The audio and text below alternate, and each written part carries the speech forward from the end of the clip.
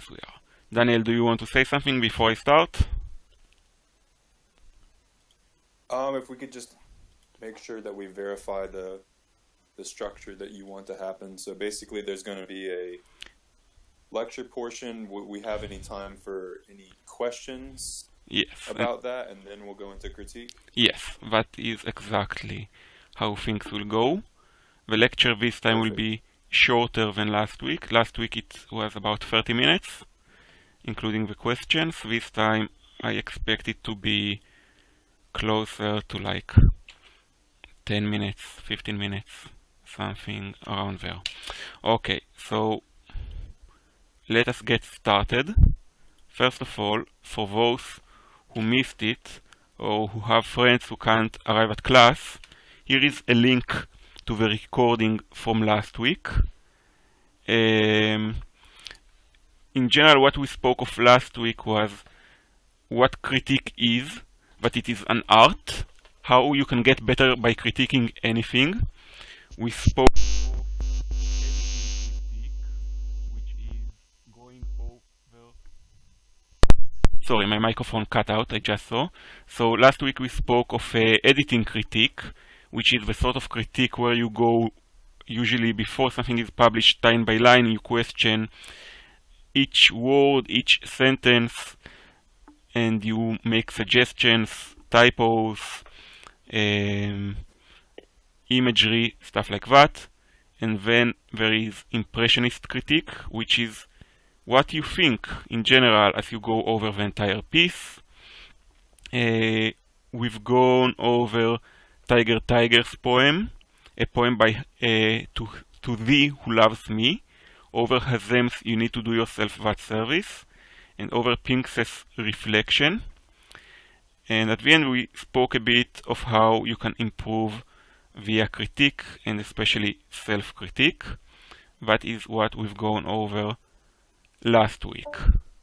Today's topic, let's begin by, I say that if you critique things, you get better. But what do you critique? Should you critique anything you see? That is a possibility, but it's not as efficient as finding things in the middle. That is to say, find things you like, but you don't think are perfect. In general, if you find something that is really bad, then just going over all of it will not give you that much room to improve, because you just say all of it is bad. If you find something that you think is perfect, then you can go over it and do impressionistic critique, but again, you lose out on some of those things that you can achieve by going over something you like, which means you have things to identify that you might wish to incorporate in your writing. And if you don't think it's perfect, then it still gives you an opportunity to say, these are the things I don't like. Like these are the things I would improve. So poetry is an art and critique is an art. You can critique, Jack, I'm going to ask you to mute your microphone because we still hear thumping from you. If, for example, you watch a movie and you like it but you don't love it, then you can critique it. Same with a book. Doing that will improve your critique. If you critique poetry, you won't only get better at critiquing poetry, but you will get better at writing poetry. Even though it's important to note that you can't actually critique your own art, your own writing, because you know what you meant and you are too close to it. So it's not that you get better at writing poetry because you will critique your own poetry and think of certain word choices and such, though that will happen, but it will develop your faculty of considering things as you write it. So this is something like I'm now going to say, like I recommended to Daniel, or I said that it's a bit of a shame that for many of you, writing the daily poems leaves you no time to critique. So if, for example, you have a day where you just don't have any inspiration, and that's why you're not going to write poetry, I would recommend once a week, and especially if you take a day off from writing poetry, to go over people's poetry who are about your level or a bit higher and critique it.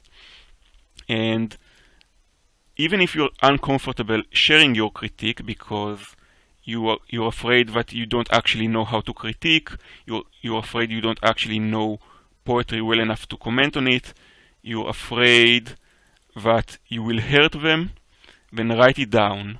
Write it down into Word, just don't publish it. And when I say write it down, the difference between writing and thinking it is actually quite significant. You can just try something. Think of a certain political stance you are holding and think of it. And then actually sit down and write what you think of it.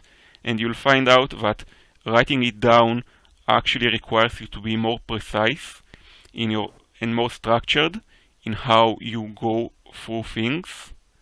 So that's what I'd recommend.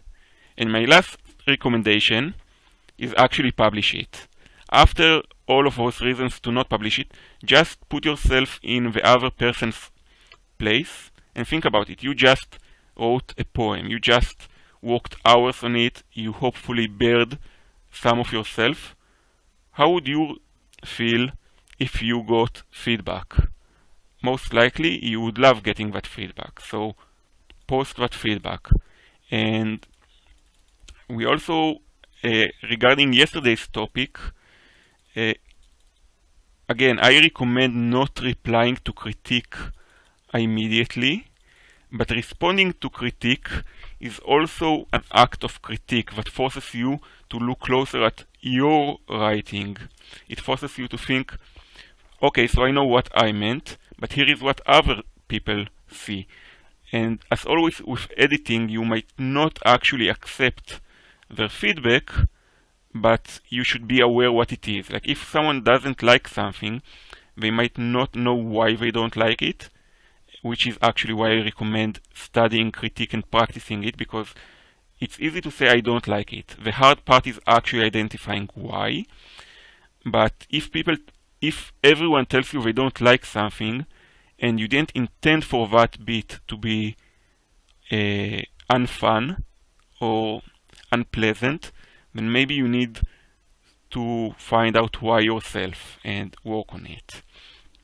And the last topic I want to speak about with regards to the lecture portion of a day, there's a saying I have: an explanation is not an excuse.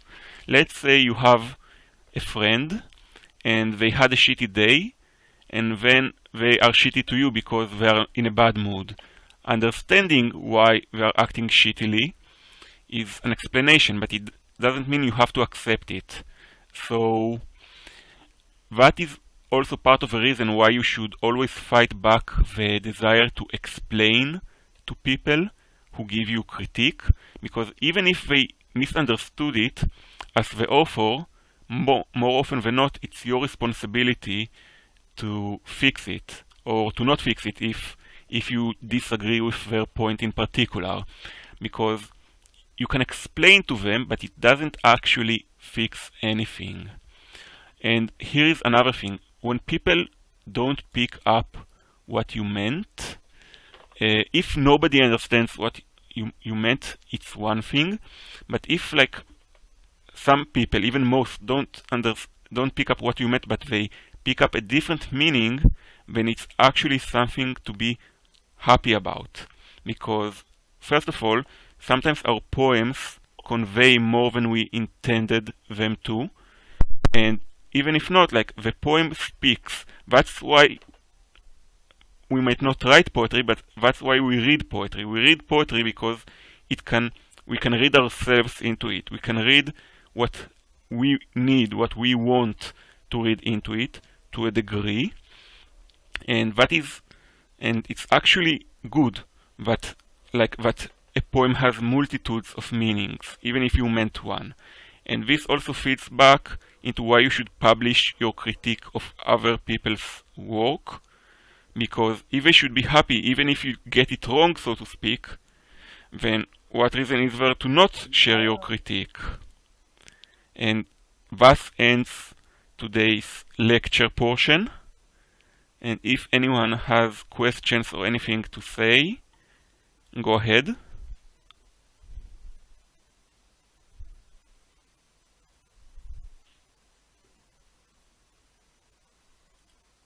I like especially what you were saying about not responding to critique to explain yourself. I think that is very, very helpful.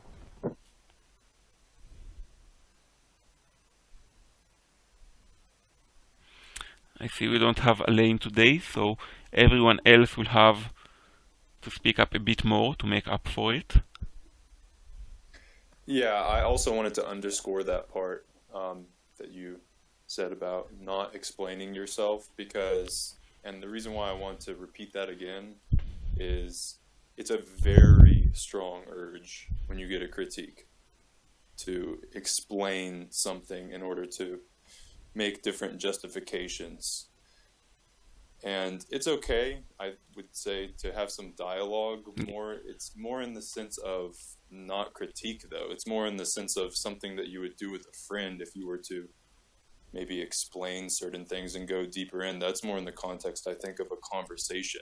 But in the context of a critique, when you get a critique and it's the reader is seeing something quite different from what you intended, again, yeah, the responsibility there is for you to kind of identify perhaps why they read another meaning, identify if that's even a bad thing, as you mentioned, because that's one of the beauties of poetry, that it speaks to, you know, the specific inclinations of the reader, not just what you intended.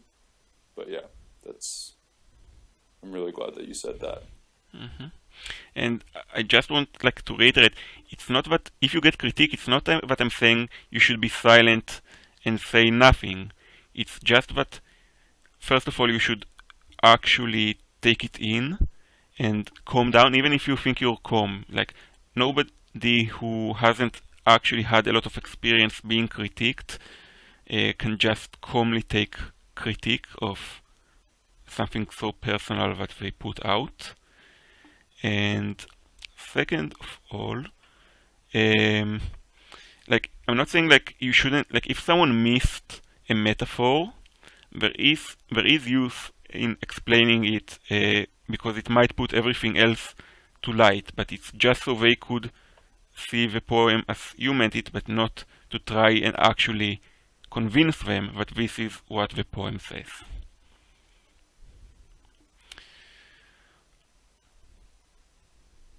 Okay, so I think we are going to get to the critique side, and well, yes, live Russian. But if you see someone who is not able to take critique, then there is a simple thing to do. No longer give them critique the next time. I said it last week, a critique is a gift, and if it's not appreciated, then if I try to glorify myself, it's bad on me, because a gift is for the one who receives it, not for the one who gives it.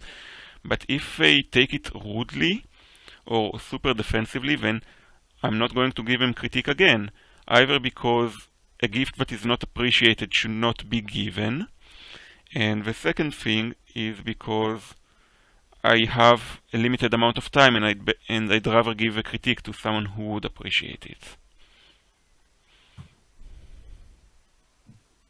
Okay, Steve, last week you shared a poem, but we didn't have time to get to you. Do you want to put forth a piece? Yes, please. I just sent it to Wax. I asked him to put it in there for me because I'm not able to post. Mm-hmm. So... let me check if he did that. No, he didn't. All right, can I send it to somebody else? You can send it to me. Or to a guy.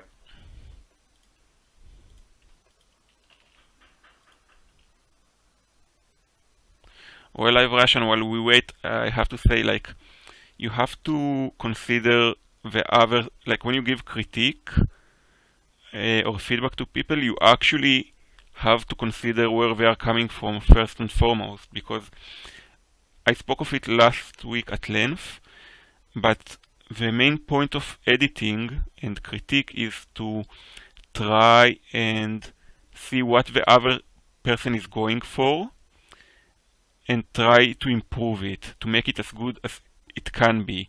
But you can't do it if you're not thinking of what we are trying to do.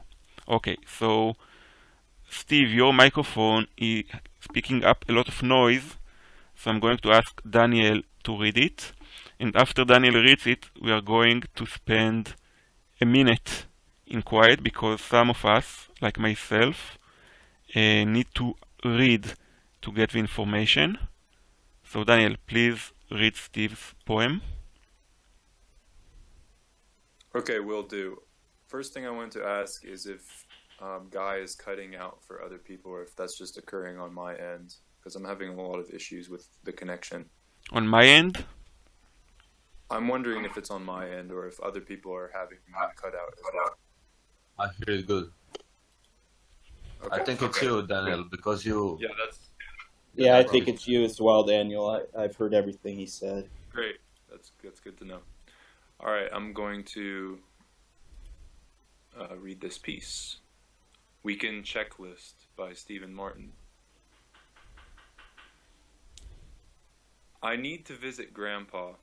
The weekends I am home, I have left him sitting alone. That TV in that room, every time I visit, it mocks me. It says, "Hey you, son of his daughter, what are you going to talk about now?" I thought so. Why don't you leave the speaking to me? I asked my sister if she has this problem, and she said, yes. I need to visit Grandpa. I can't find a way to do something else. I'll stare the TV down, ignore its dominion, bask in its impotence. I'll stare the TV down and talk about Grandma. Everything else is unimportant anyway. Okay, so now we are going to spend a minute to read it quietly, and then we'll...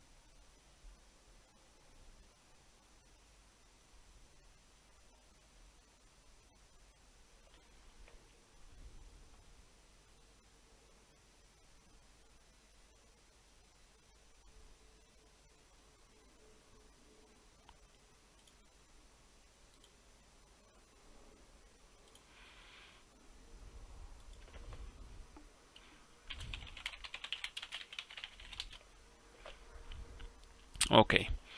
Who wants to go first? I tend to go last.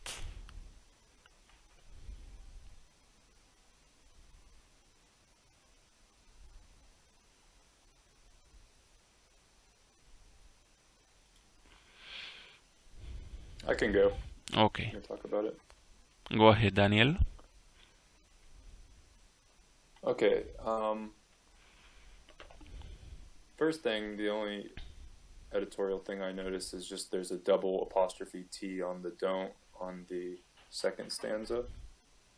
And another thing would be I might consider, unless you like the look of the double hyphen, you might consider using an M dash there, which you can get that character. It's pretty much the same length, just in one dash. I do like there being a long pause there. As to the piece itself on a holistic level, I really enjoy the simplicity of it. I feel like that's one of the That's something that underscores the subject matter very well. And I actually enjoyed the formatting as well with these slight indentations. Why do you like it? Like, what do you feel it gives?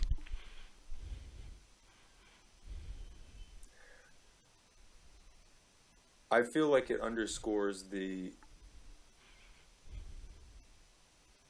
phrases that are not indented.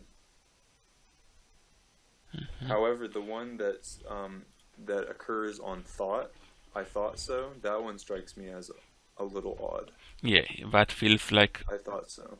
the sentence just ran long, so he didn't have the indentation that he manually put elsewhere. But if the column was wider, it would have actually kept going. That's Yeah. what I think happened there. Like a technical difficulty. Okay, Live Russian Yeah. is saying in chat, it starts with I need, gives a feeling of obligation, which is interesting, and because yes, he says that he wants to do it, but the feeling of obligation makes it not feel as a desire, but as something he is forced to do, almost unwillingly. Yeah. Anyone else wants to say something? One last thing for me. The biggest thing that snagged for me was the phrase "I can't find a way to do something else."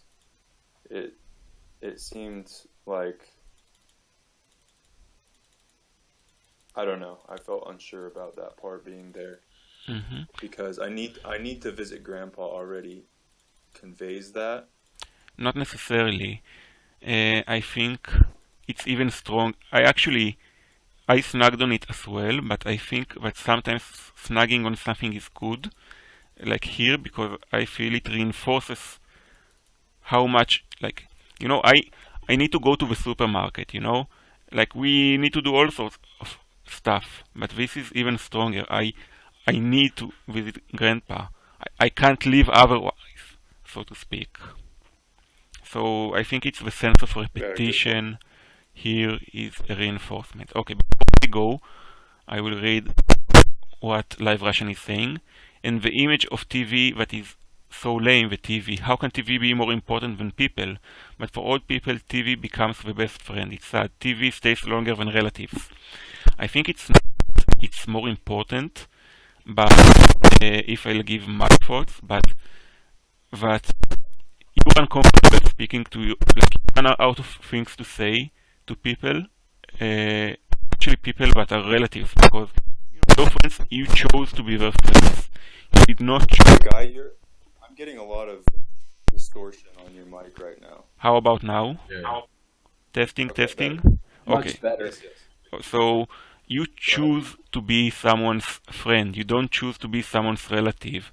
What do you do? What do you talk about with someone whom you have nothing in person, so to speak? That you are not the same age, you don't have the same interests, and yet you want to.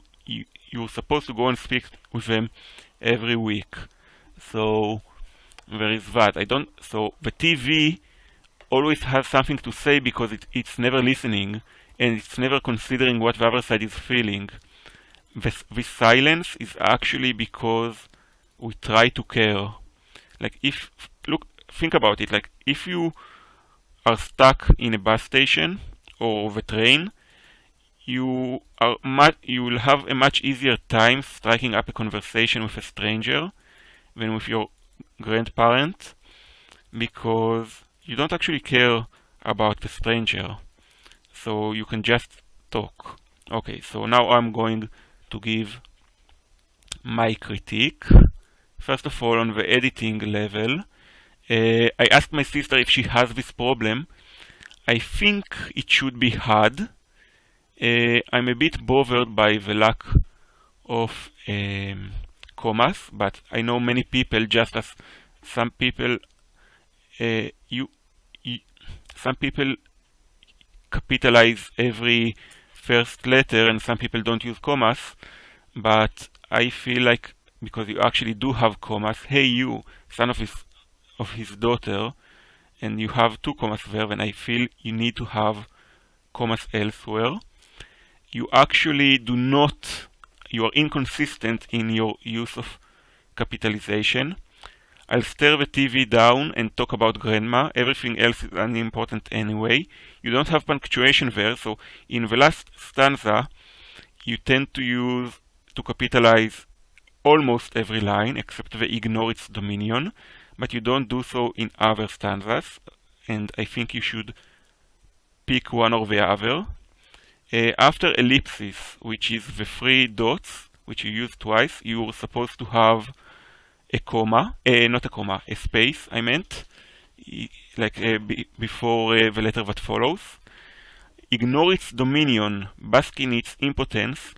Like this is something that I'm suggesting to look at because it's not incorrect, because there are arguments for and against. Ignore its dominion is saying that it's not impotent. It is saying that it is all-powerful, and you can overcome it, which you're talking about. But basking it in its impotence immediately after is giving a contradictory image. But it is also complementary, so you have to choose whether this contradiction is strengthens your message or dilutes it. But that's something for you to go over. Now for the more holistic reading, the weekends I am home, I have left him sitting alone. So it contradicts the other short stanza a bit. I asked my sister if she has this problem because there is also the sister. So why are you leaving him alone on weekends? You are home, and I would do it. I stay home rather than I am home. There is also at the bottom a mention of a cousin. So again, it makes me wonder why only the speaker is taking that responsibility, though it can speak to the sense of obligation that you is feeling.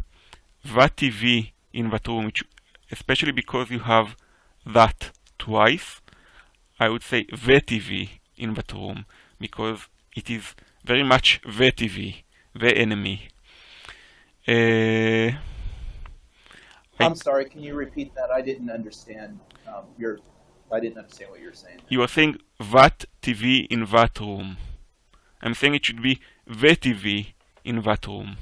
Both because otherwise you have that twice, and because it's very much the TV, your mortal enemy in this piece. You know, that feels cold and detached, not like something that you are fighting against. I really like the message here because, as spoken of, like the TV, like most of us with older relatives that we actually meet semi-regularly know the problem of running out of things to say, and how the TV that keeps talking gives you an image of just reinforces the silence.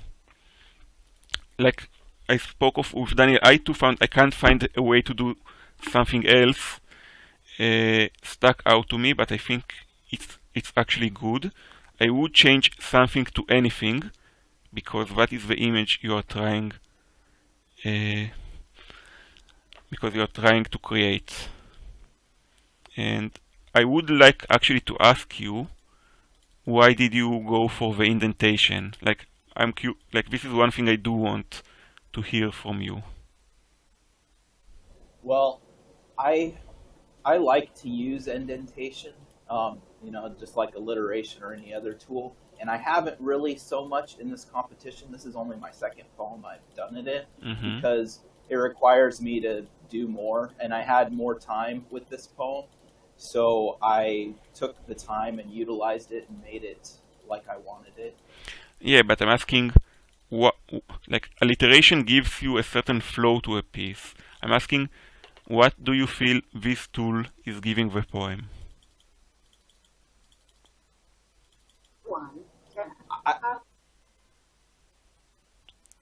Steve. I'm sorry. I used it to kind of set the mood, I guess. Set the mood as kind of to put some space between me and the other person in the poem, and to kind of do it in a visual way, just some separation and some feeling. I was trying to create a feeling by using it. You know, if I look at the last stanza again, if we look at the unindented lines, I need to visit Grandpa. Everything else is unimportant anyway.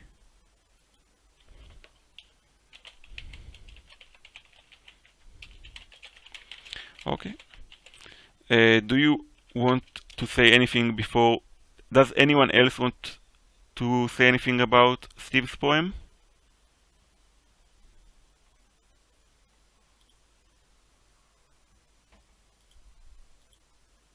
I just wanted to note that you actually identified what was bothering me about the "I can't find a way to do something else" phrase.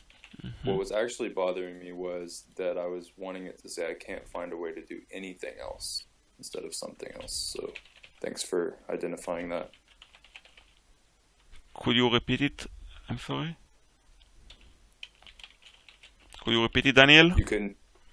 Oh yeah, sure. I was just saying thanks for you actually identified what was bothering me about the phrase "I can't find a way to do something else." It was that I was wanting it to say anything. Yes.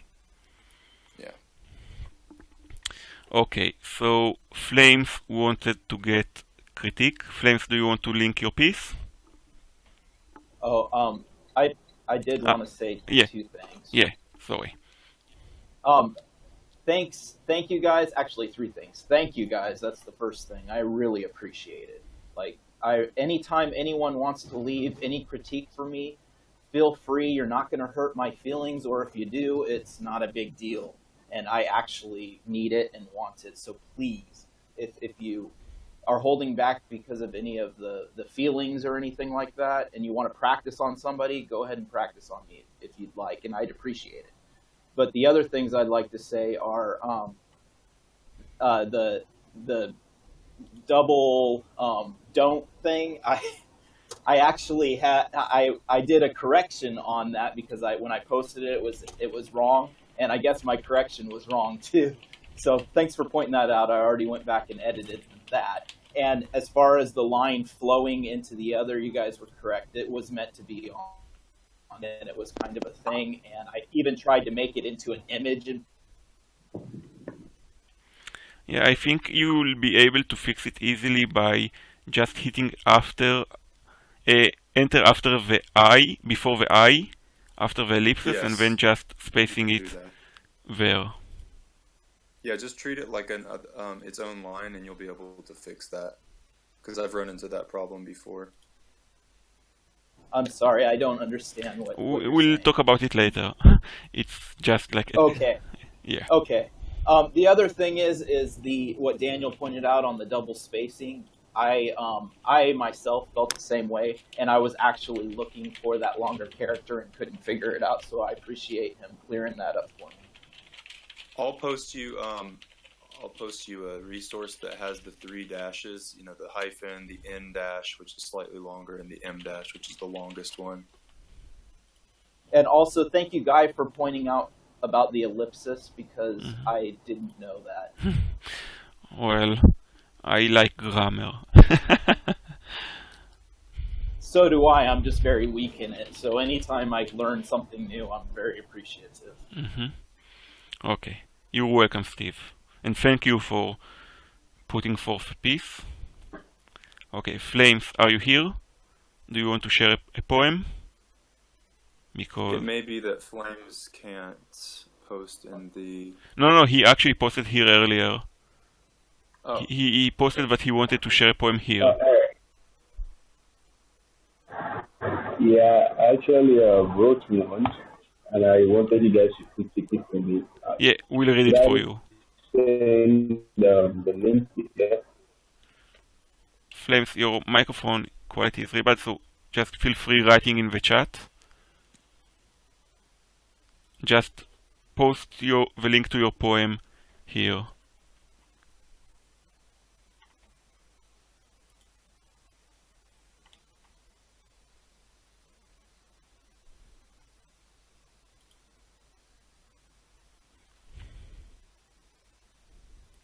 Okay.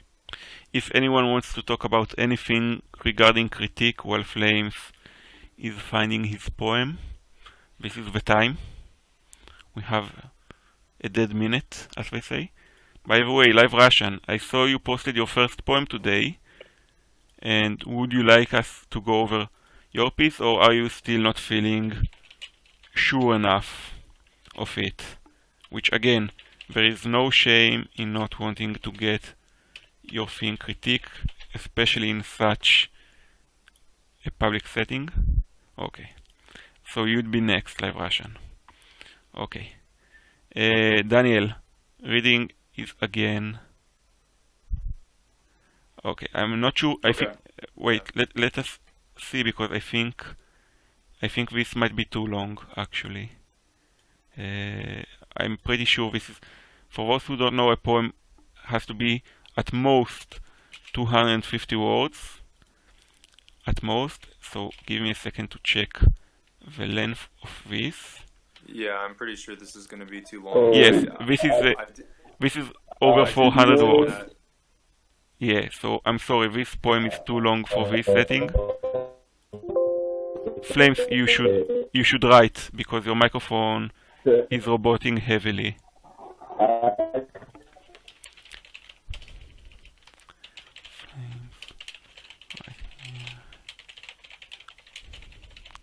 Yeah, Flames, your microphone was Okay. it's a complete robot. But yeah, Yes. This one, I did mention that before the class began, that we do want to keep it below 250 words, just because it's not practical to address something this long in this session. It would take most of the class to address Yes. one piece if they're this long. Yes. So Yes, I'm sorry, because let's say that a piece that is 500 words will take more than twice as much as a 250 words poem takes. At most 250 words, Flames. Okay, this is Live Russian's poem. Live Russian, do you actually have a working microphone?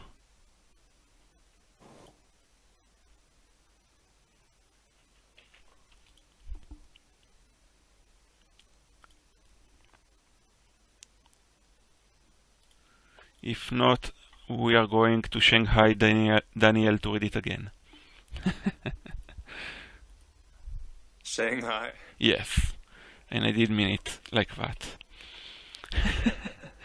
You know, we are taking you to the salt mines. Okay, so Daniel, you are going to read this poem as well. Let's go.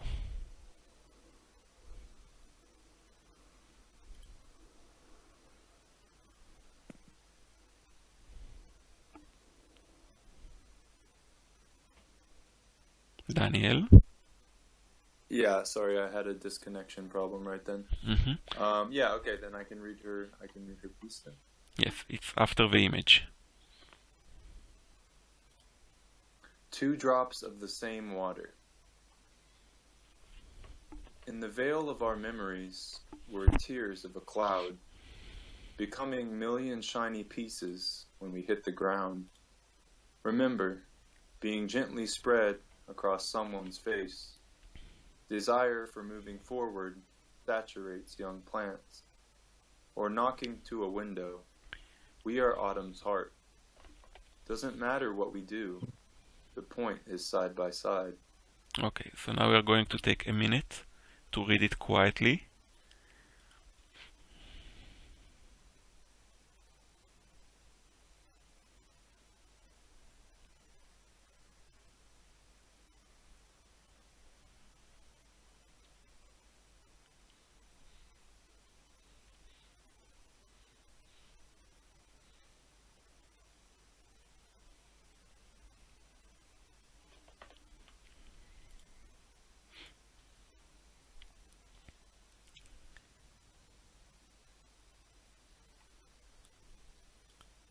Okay, just a reminder, Live Russian, don't write in the chat and give us feedback until we're done critiquing your piece, like as I mentioned earlier.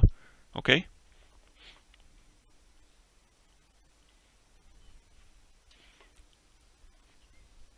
Okay. Anyone wants to have a go at critiquing this piece?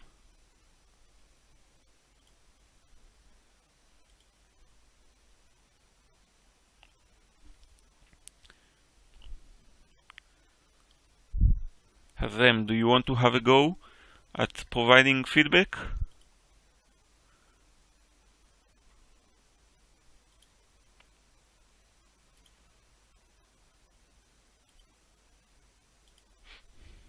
Okay. See, think of this as a safe environment, not only to get critique, but also to give critique, because as I spoke of at a certain length earlier, giving critique helps you write better and helps you help your friends write better.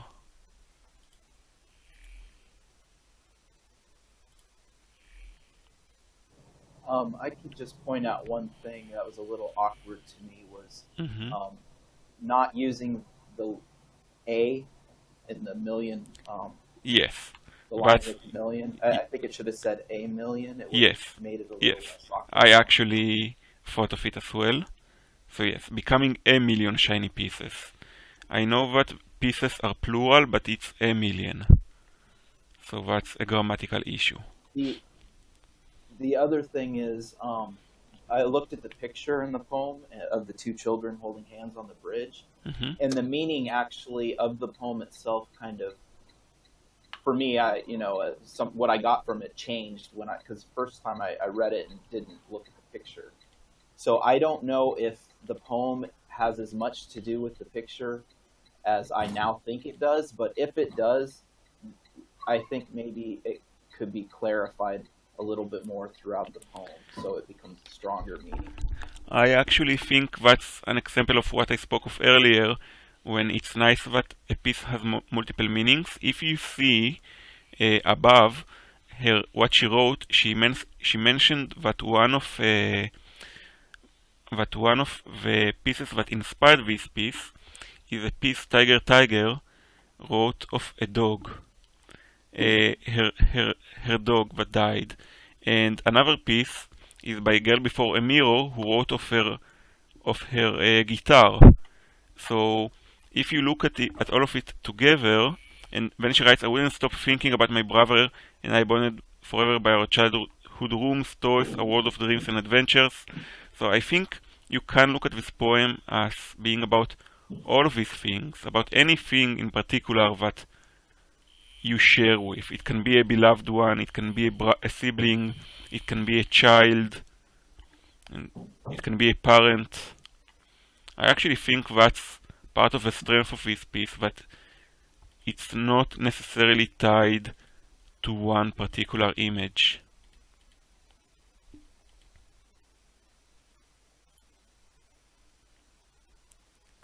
Okay, I'm going to read what. Well, you didn't actually comment on it, Hazem. Like in critique, you just left a comment. Okay. Daniel, do you want to have a go? Yes, I'll go ahead on this piece. I did identify the same thing that you guys mentioned, becoming a million shiny pieces. Otherwise, there are some options there. So just consider if you did want the option that you chose. Because it could say we're the tears of a cloud, or you could stick with we're tears of a cloud. I actually do like it how it is. These are small differences, but it's good to look at all the different options. I would consider the way that this piece reads to me is actually couplets, meaning pairs of two lines, or quatrains. So I would consider separating it into more than just one long stanza, although it's not bad because it is short. Um, Now, the first four lines I like a lot, and I think that's such a vivid image. The only thing I would mainly look at changing is the One grammatical moment. thing on line 3. First steps, Okay. your microphone is picking up a lot of noise. You should turn it off for now. Okay, go ahead, Daniel. Okay, good. Now, when we get to line 5, Remember being gently spread. yes, remember being gently spread across someone's face. I feel like the poem becomes more abstract at this point in an interesting way. And this line does strike me as a bit odd. What it makes me think is picture a smile being spread across someone's face, while remembering. And that's why I would wonder, maybe you could think of phrasing it remembering being gently spread across someone's face. But then again, I would have to know exactly what you meant by that line. Yeah, I The also way that it's phrased. wondered like if it's actually a question asked of the other one, in which case you need do you remember, for instance. Yeah, I was a little unclear on that line. And then desire for moving forward saturates young plants. It's a really interesting meaning. There again, I feel like I would like a little clarification on that. Knocking to a window, we are autumn's heart. Doesn't matter what we do, the point is side by side. That was the main things that I identified for now. Okay. So I really like this piece. So yeah. Anyone? Tiger, we are currently reading Live Russian's piece, which you commented on. So do you want to actually go over it and give critique?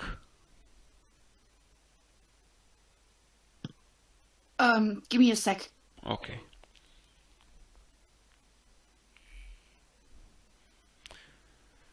Anyone else wants to? I'm, as always, leaving myself to last. For last. By the way, Daniel, maybe we'll go over your piece as well today. I'll push you out there. We can. Which one? The one I do want to. yeah, I do want to. I just need to read. I just need to read over it one more time. yeah, we are buying time until you are ready, Tiger. Darkflow, you need to mute your microphone. It's picking up a lot of noise. I thought of Arboretum because I've already gone over it.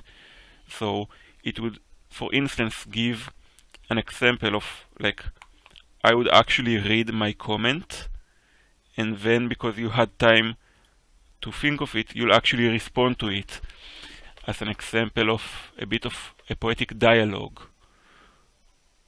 You know? I would love that. Yeah. Okay, because you also hadn't replied, well, you said you would.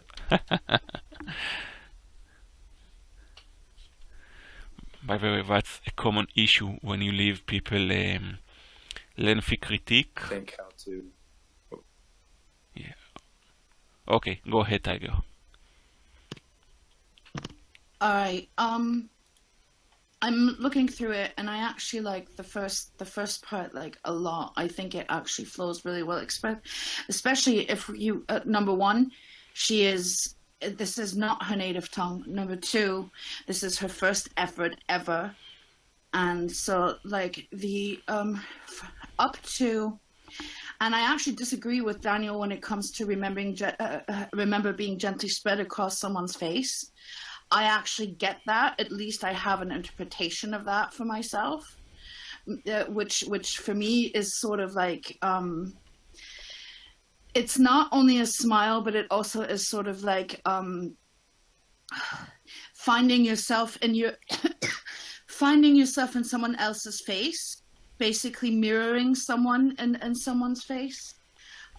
So basically finding your own genetics in someone else as a mirror. That's what I get from that, and I actually find that beautiful.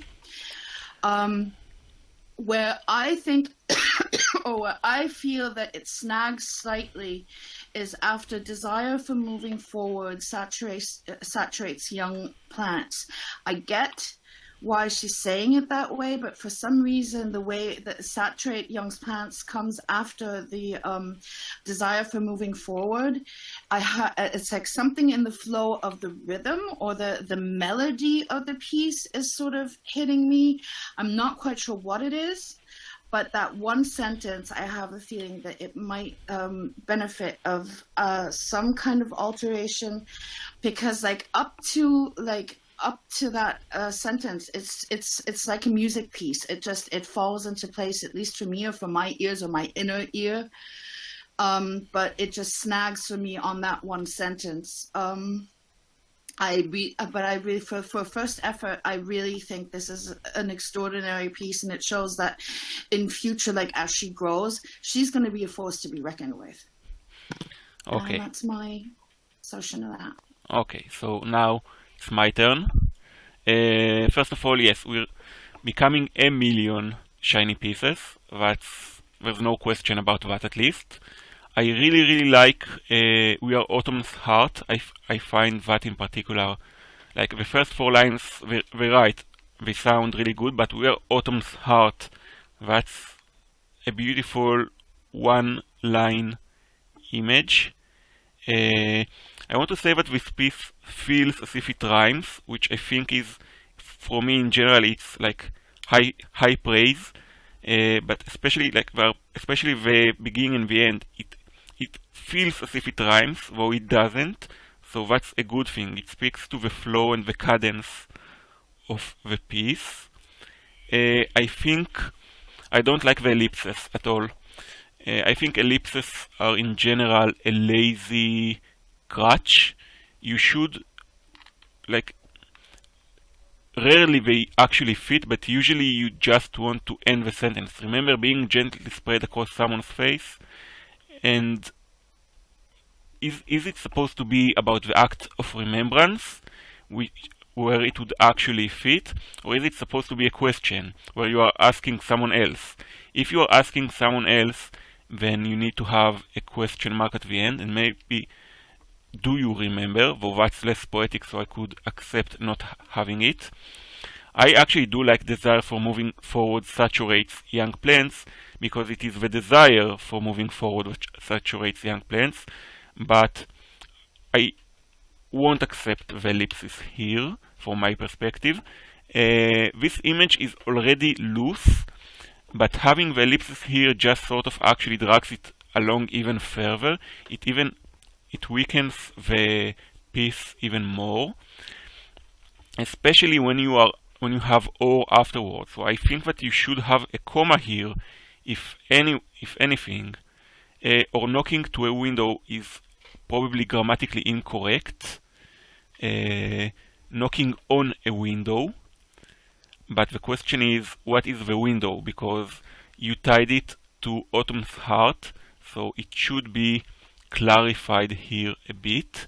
Like, I feel the first 4 lines is a single image. It's really clear, but afterwards it becomes a bit more diffuse. By the way, remember being gently spread across someone's face? Daniel, if you'd read it as continuing the prior lines, then it's a bit clearer, because the million shiny pieces hit the ground, so she speaks of them as 2 drops, if you remember the title. There are 2 drops of the same water. They are spread over someone's face, the 2 drops, at least in the form of the image, not as the abstract. So that's what is being spread. It's not the smile, it's the 2 drops that are spread.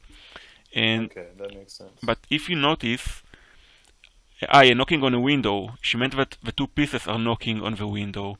But the desire for moving forward saturates young plants is, if you look at all of it as fitting the imagery of the drops of water, then this doesn't fit, because suddenly you break apart the image of the drops and you go to another image, and that also breaks the knocking on a window. You could have added another line saying that the 2 drops are helping we are saturating young plants, feeding their desire of moving forward. For instance, that's very rough, but I'm trying to give you like an example of where you could take it, because otherwise it breaks the imagery that you use.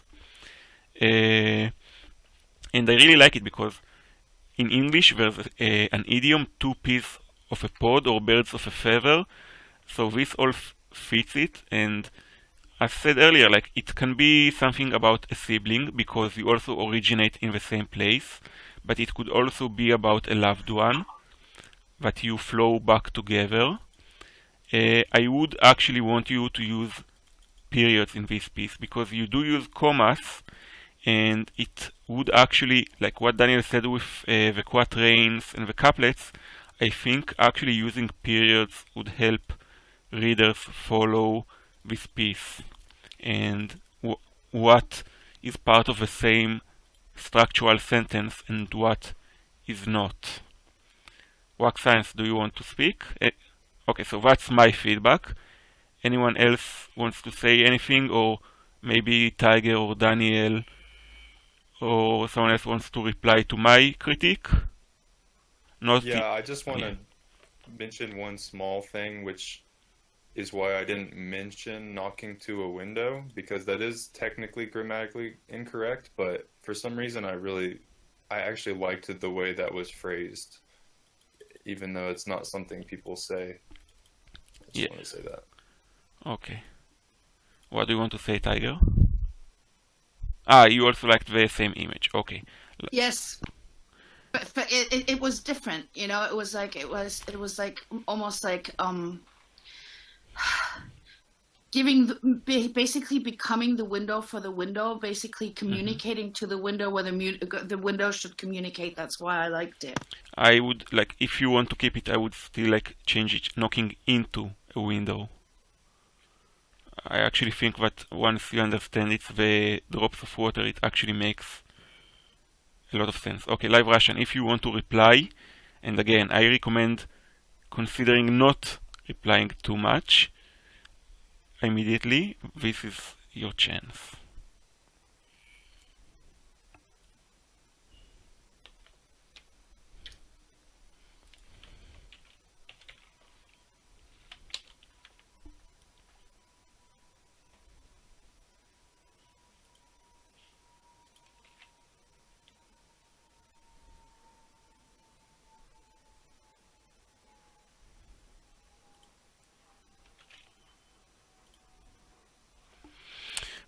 Okay.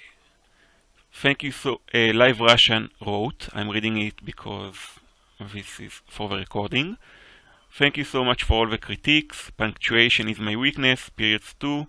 Couldn't do it on Steemit. It just wouldn't appear. As for clarifying, I tried to take the images of two drops and to see in them people.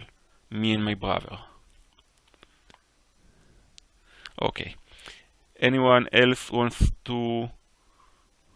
Okay. First we fall, then we have this desire to move forward, to fall. Okay. Anyone else wants to share a poem? By the way, hello Elaine. Good to have you join us. You've missed the first hour. We've gone over a poem by Steve and a poem by Live Russian. There will be a recording, so you will be able to actually revisit all the things you've missed, and also the lecture part of the class. We'll now be able to force Elaine to read poems, and not and not Daniel. Okay, so anyone wants to read, to share a poem of theirs? If not, I will be pushing Daniel forward. And for those who missed it, the idea would be that I would afterwards actually read my comment that I wrote to him as critique, and he'll respond to the critique. Okay, Hazem, please share your poem.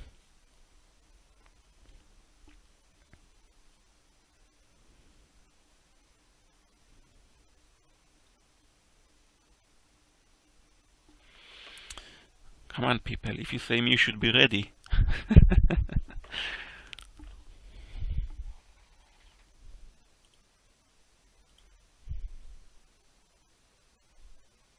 No, we don't hear you, Wack. You are muted on your end. Yeah, you appear. Oh my god, I was talking so much. Well, Okay. Oh, you can't blame us. What do you want to say, Wack? So I muted myself. I wanted to share a poem, but let Hazem go first. Okay. Okay. muted myself, He but still then- hadn't shared it, so we'll go over yours first. We still have an entire hour to go. So if your poem is ready, whichever one of you shares the poem first, gets it first.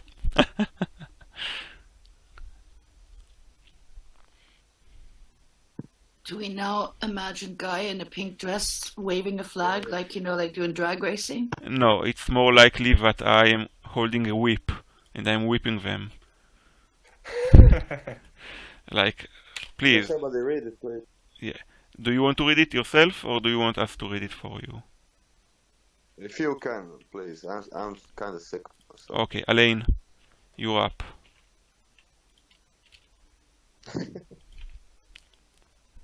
Well, he finally showed up. He needs to make amends for being late to class.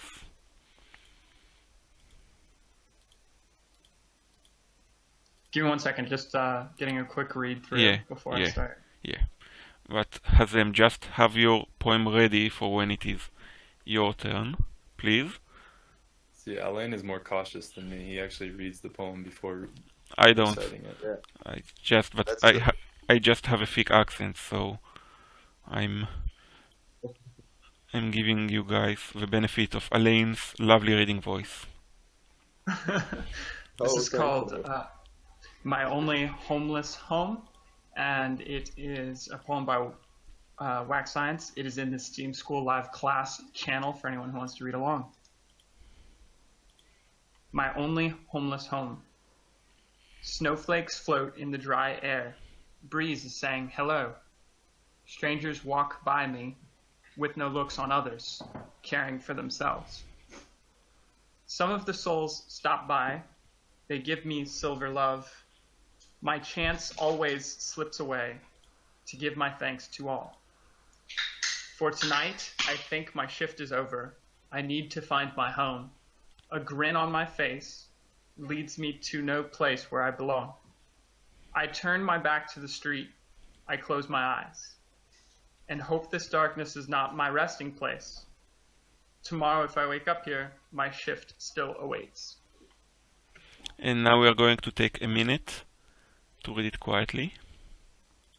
Thanks, bro.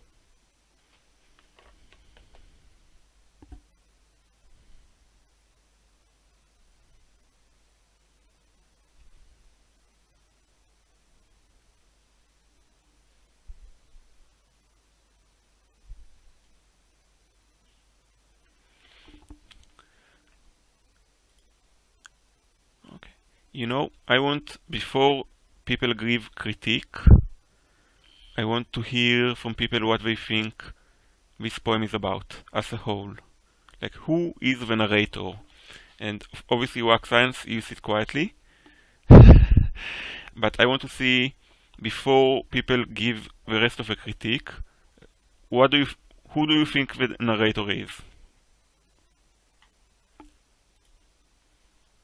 Elaine? It is a representation of the homeless. Why just a Would be my representation? thoughts. Why just a representation? It is Just because a homeless. Go ahead. the reason I have is it shifts from a single narrator to a more overarching theme part way, but it never establishes, to me, a very tangible narrator. So I see it as a representation. Okay, before I'll give the floor to people to give critique, I think it's very much about a homeless person, because at the start I wondered what is they give me silver love. That is basically the homeless person asking for donations. And if you go over it and he speaks of his shift is begging for money.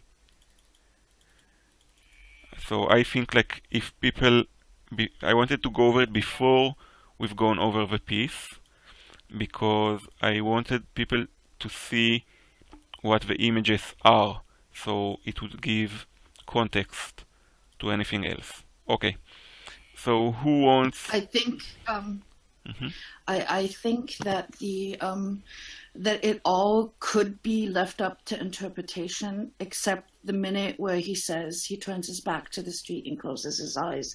That's when it becomes definite that it is the homeless person, at least to me. Yeah, I think the homeless home at the start helps, but I think like the line "silver love" just doesn't make sense. Okay, so It could be work as well. I mean, Okay. like before he turns his back, it could be, like joyless work, like the customers come to the shop Yes. or something like that and give him silver Uh-huh. love. But that turning the back to the street and that becomes how he goes to rest. That is just, that's for me the moment where it says, homeless Yes, guy. I can see it. I'll just say that I saw it like that at the start as well, but after like it all clicked into place. Okay, so who wants to give critique on this piece first? Alain, because you did not have a chance to give critique on earlier pieces, and I know you just have this urge to help in you. You're going to go first. So, my number one thing as a reader that I noticed is that, and this is nitpicky, but this is just some heads up to you, Wax Science. Some of the places where you use commas, commas don't need to be, and it made for extra pauses that honestly made the rhythm feel like staccato or in places where it shouldn't. So, strangers walk by me with no looks on others is one statement, and the comma being there makes it kind of a little bit jagged.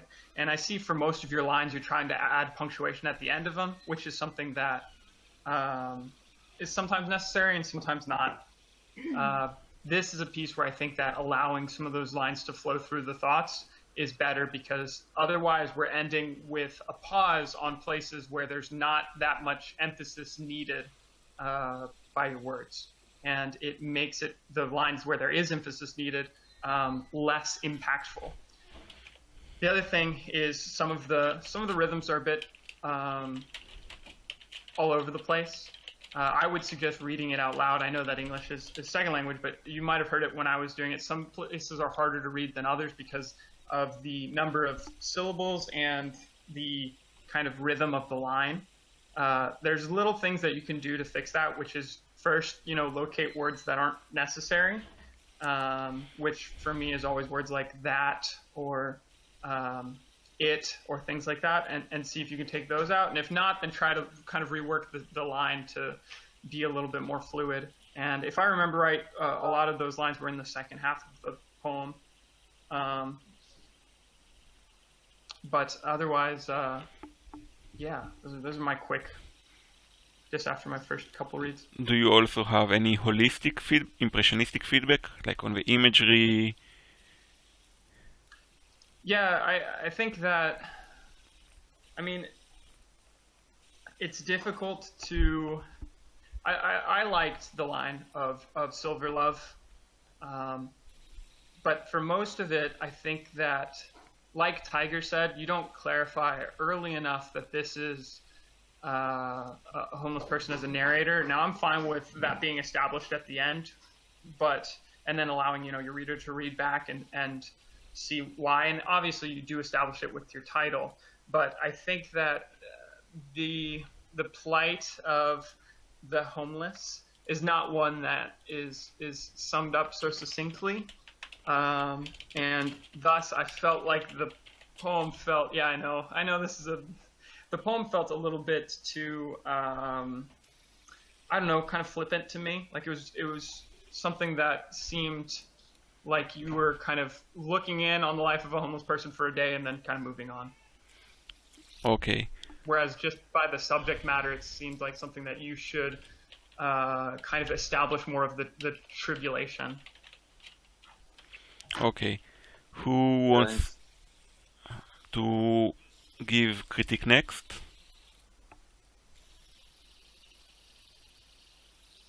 Anyone? not really critique, but I did want to say that I disagree with Elaine when it comes to the gravity of the thing, because things don't always have to be completely dramatic to actually elicit emotion. Something subtle like that can actually hold pain as well. I think we get very, in our society, we're very much trained to need the overdramatic to do that, but I don't always think that it's necessary. Yeah, Well then, Tiger, did you feel it in this piece? Because I know I didn't. It felt pretty cursory. I want to answer, like, I mostly agree with Elaine.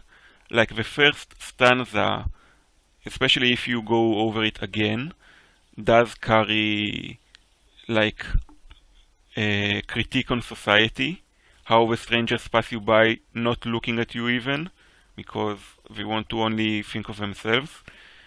But most of the piece doesn't actually elicit any emotional response. It's like there's a bit leads me to no place where I belong, but that's it. There's mostly actually it's detached. It's very detached. For me, okay, the piece, like, it starts out as just an account of him just recalling his day, and he's not going to sit there, at least in my view, going to wallow. For me, the only part that elicits emotion, or basically where the emotion then finally breaks through, is where he says he turns his back to the world, and he hopes that it's not going to be his resting place. Okay. I think that's where the emotion comes through. Then everything else, it's like, I do that sometimes. Like when I talk about like what I went through, the childhood abuse, the guy locking me up in the room. It's like when I talk to people about it, I'm very detached about it. It's like I'm talking about, I don't know, going and getting milk and bread at the corner because it's my way of just walking through it. No, and but basically, I'm not recording it. Yes, but we are not talking about feeling detached. We are talking about the poetry not conveying things that elicit emotions. Like no, but what I'm thinking is he is doing that. He is telling the viewer in that kind of matter-of-fact way, like, this is my day. The snowflakes are falling, and he's I got a bit of that sense as well. But, I got a bit of that sense as but well. even if I'd agree, but I want to say, even if I'd agree, the problem for me is that, like, maybe he's doing it, but is it actually good? Like, you know, like, people do intend to do a lot of things. One of the things we ask when we give critique is not just whether that was the right choice as well, because if you want to actually elicit emotions, then I'd agree with Elaine that this piece has too much dead space that not only doesn't elicit emotions, but doesn't actually feed into it once you get the image. So I think, so it's a question. If a piece is supposed to be detached, then it's fine. But if a piece is supposed to convey, like, sadness, or even giving up on hope, or just grim determination, or anything, it sort of falls flat at that. I can live with that, but the thing is, do we know exactly what emotion he was trying to elicit? No, we don't, but I spoke of it in the first half. Just wax science, no replying yet, later. I spoke of it at the start of the class, Tiger. At what I call an explanation is not an excuse. We don't know what he's trying to do, but if we think he's trying to do something and he fails at doing that, even if we misinterpreted him, for the most part that is his responsibility as the writer. And I think part of the problem here in this piece is that it's not fully detached, especially because he does begin with a bit of a social criticism, and he ends with a bit of a more morose bit. But the middle part is just sort of there. You know, it's cold, and not in the emotionally cold way. It's cold in the sense that it doesn't make you feel anything. So I think whichever direction he wanted to go for, he should have had his entire poem go in that direction, and he's all over the place in this poem.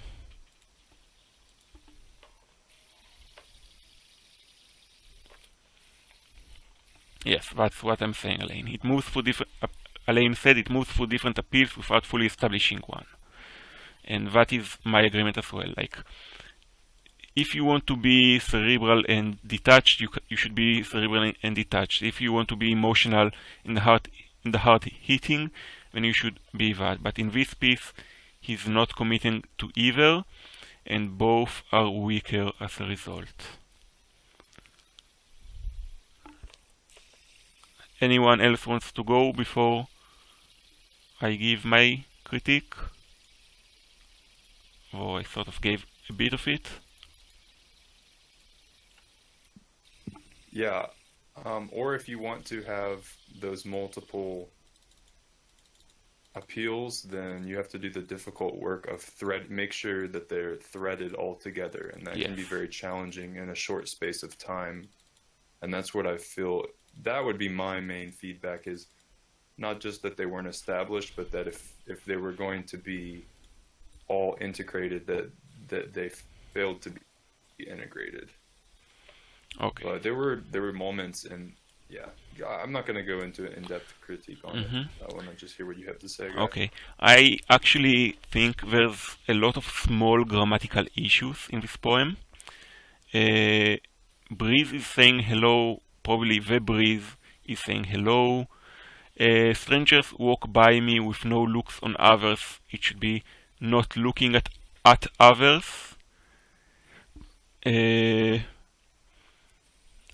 By the way, I really liked the Give Me Silver Love after I identified what the piece is actually saying. My chance always slips away.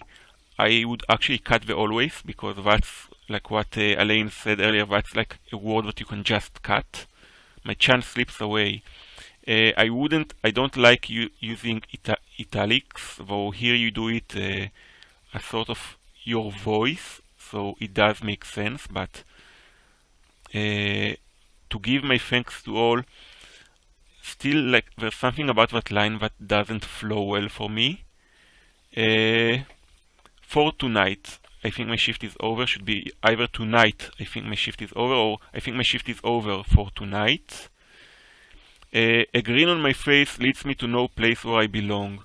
I'm a bit unclear on what sort of image it should be, because how is the grin leading you anywhere?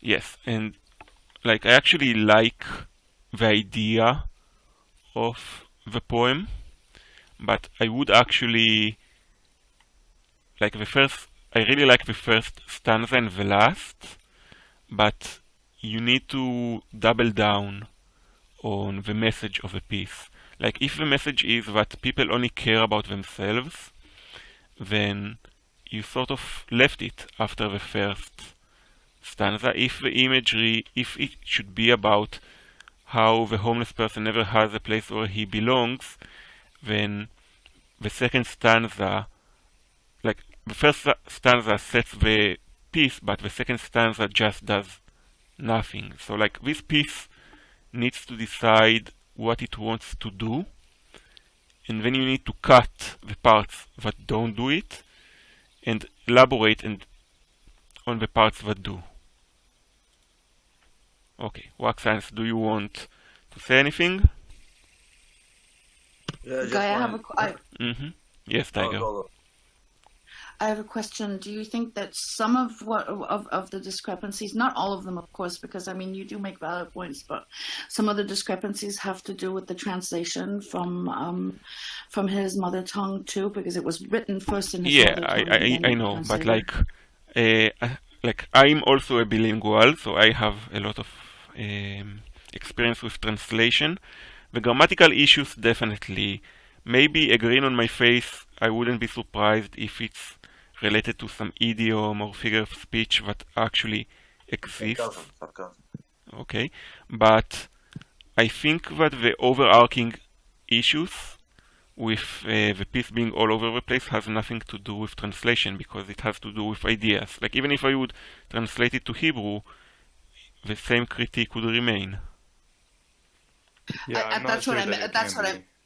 that's what I meant with the idioms, like the face thing. That was I Yeah. wasn't quite sure because Yeah. that's because sometimes when you translate from one to the other, I speak a few myself. It's like that there are words that just don't exist in other Yes, languages. I know, but I think those are details like that matter less. Like my chance always slips away, so I say to cut always or to give my thanks to all. Those are the small details. I think like in this piece, in particular, because in most pieces we don't actually have like such clear-cut, overarching issues to critique, and I think that's the biggest takeaway in this piece, which doesn't have much to do with translation. Hey, can you guys hear me? Yes, we can hear you. Yes. Okay, I was trying to do a critique, and I understand Guy already went, but I'm gonna keep it really short. Is that cool, Guy? Sure, go ahead. All right.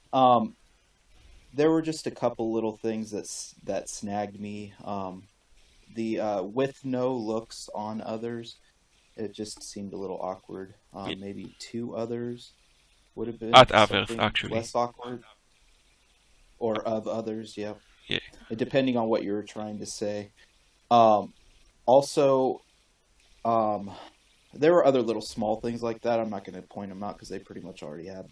But for me, I want to go into the holistic thing and like the effect of the poem and what I got from it. I really liked the italicized words that were italicized because they helped me see something else in this poem. Because it is a heavy topic. It made it lighter, and it even made me question whether or not this homeless person chooses to be homeless. Now, I know that that's kind of something is kind of hard to believe, or especially with all the homeless people that don't choose to be homeless. But it became a little whimsical at that point, and for me it became almost like, even though there's darkness in the poem, it became for me like especially because of the first line, snowflakes float in the dry air. Now for me that line, it kind of says to me that this person is looking out at his world and accepting it, and it makes me wonder why he's accepting it. And then with the italicized words, the hello, I mean, it could be emphasizing that, it could be emphasizing the that he's kind of fed up with how everyone is, and it's like basically it's not in a nice way, but for me it seems like it's in a nice way, like the hello and the thanks to all is genuine. And I think it's genuine because I think this person might have chosen to be where he's at. Okay. And that's all I really had to say about it. It's just me reading myself into the poem, I guess. But that means, it was kind of effective for me. Okay. Wax Science, do you want to reply to any of the critique you received? No, just wanted to say thanks for critique. I appreciate it all. I know I'm the beginner, but when I heard Carmeline read it, I immediately saw the punctuation and the errors. And Steve, can you please mute yourself, acoustic Steve, because I'm noisy. So it will help me to grow. I'm always open to this. Hit me with everything, Okay. Hazem, is your piece ready? Are you here and ready to get critiqued? Yeah, I pinged him a second and I hadn't seen him say anything. So if you're not here, then we'll go to Daniel's piece, my piece. Yeah. which I will. No, Hazem is here. Okay, Hazem, link us your poem. Okay, great. Go fast, Hazem. I told you to be ready.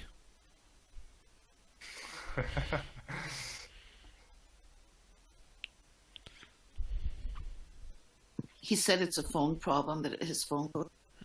Okay. Okay, by the way, I'm copying all of these poems, so when I publish tomorrow the recording, I also link to all the poems. So people who go over the recording will be able to see, to follow along. So Hazem, will you be able to read your piece, or will you have Alain do that?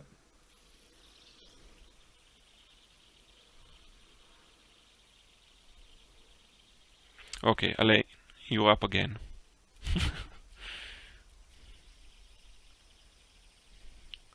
Well, Wax Science, you finish in the ground.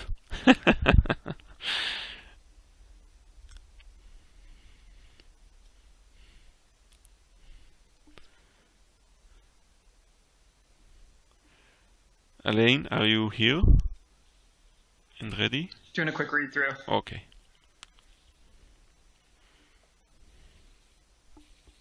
Okay, this piece is by Hazem. You can find the link in the Steemit, the Steemitschool live class channel if you would like to read along. This is called Saviors of the World, and it is a poem by Hazem. Teachers on this earth, saviors of this world, knowledge should be worth 1,000 tons of gold. You're giving it for free to everyone that asks, not just for a degree, but for relevant tasks. And for ways to improve, this school is a concrete proof. If you stop imagining, you have seen everything. If you'd stop being blind, then every day you'll learn a new thing and you'll burn a wrong thought in your mind.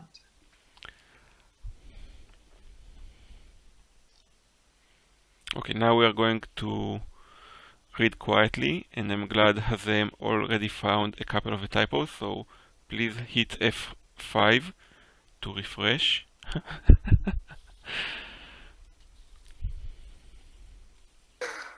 What is that from? What? Is that true? Okay, never mind. I thought that was a meme. No, hit F5 to refresh. Okay. That's actually how you refresh.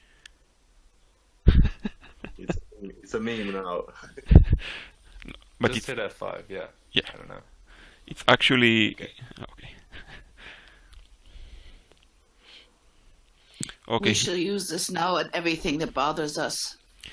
You know what they say. Restart it. That's a meme, but it's actually too often true. As someone who works in IT.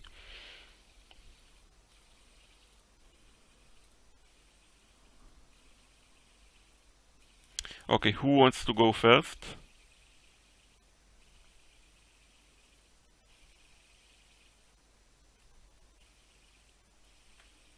Anyone?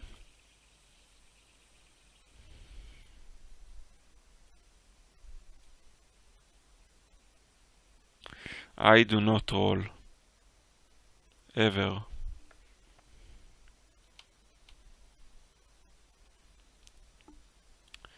Okay, I see we need to move on. Alain, because you're too busy miming in chat, you are going to go first. I was trying to figure out the rhyme scheme. The rhyme scheme actually doesn't work. I figured it out and it doesn't work. It does not, no. Yeah, no. Yeah. So that's obviously the first piece of critique. Yeah. That's the first piece. I was trying to figure it out because it's a bit staggered when you're reading it, Hazem. So most of the time with your poems, you establish a pretty strong rhyme scheme that you carry throughout. I think that sometimes, like if you look at a lot of the classical kind of traditional rhyme schemes, the only times that they usually vary from an established, which your established one is A, B, A, B in your first line, even though world and gold is a strange slant rhyme to start with just as a reader. And earth and dwarf. Yeah, it puts you off a little bit. But then for you to switch it in the third stanza and then also in the fourth stanza makes it really difficult to think about what the words are saying and not just be focused on the changing sounds of the poem. A lot of times when you see a rhyme scheme shift, it'll shift on the last stanza to put emphasis on the last thought. And usually that's just something that ends in a couplet to give it a kind of sing-songy and more impactful finish, which I think is one that is what you're trying to do here. The other thing is there's a bit of, I got confused because of, in the messaging, some of it is positive, talking about how the knowledge is worth gold and that it is positive that people are kind of giving this knowledge to people who are seeking it, and there's no necessarily goal for that except for more knowledge. But then when we get to the back end of it, there's a bit of this kind of like negative critique slant that again takes me out of what you've established in the beginning, being that this is kind of a like positive, uplifting, people seeking knowledge. This is a place where you can go to find knowledge, and it being invaluable. Just for me as a reader, that kind of break was a little bit tough. But one thing I do think you did really well is your punctuation here actually did guide me through a lot of the poem.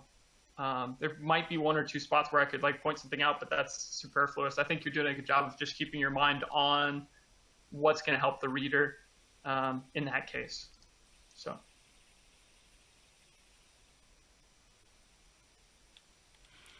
Okay, who wants to go next?